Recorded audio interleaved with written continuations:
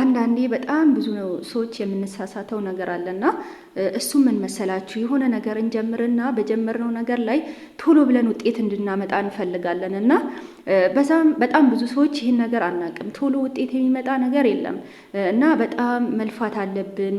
በቃ ዱዓ ማድረግ አለብን እና ቶሎ የሚለወጥ ነገር የለም እና በተለይ የኢትዮጵያ ማህበረሰብ አብዛኛው የድሃ ቤተሰብ ልጅ ነውና ከዛ ቤተሰብ ወተን ደግሞ ማለት ነው የሆነ ብር ለማግኘት በጣም ከባድ ነውና አናገኝም ሳይሆን በጣም ቻሌንጅ አለውና ያን ነገር ቻሌንጁን በሰብር ማለት በጣም ሰብር ያስፈልጋል። በሰብር ማለፍ መቻል አለብንና ያው አብዛኛው ጊዜ ሀብታም ኢትዮጵያ ላይ በጣም የሀብታም ልጆች ምናልባት ቶሎ የሆነ ትልቅ ስራ ላይ ገብተው ሰውን ትኩረት ሰጥተው ማግኘት ይችላሉ። የድሃ ቤተሰብ ስንሆን ግን በጣም ጥረት መጣር አለብን፣ መልፋት አለብን እና ይህን ነገር ደግሞ ተስፋ ሊያስቆርጠን አይገባም። ምክንያቱም እቺ ዱንያ ላይ ተስፋ የሚቆርጠው ሸይጣን ብቻ ነውና እኛ ደግሞ ተስፋችን ከአላህም ጋር አላህም እያገዘን ተስፋችን ሰፊ ሊሆን ይገባል። በአንዴ ተስፋ መቁረጥ የለብንም ብዬ አስባለሁኝ እንደኔ ማለት ነውና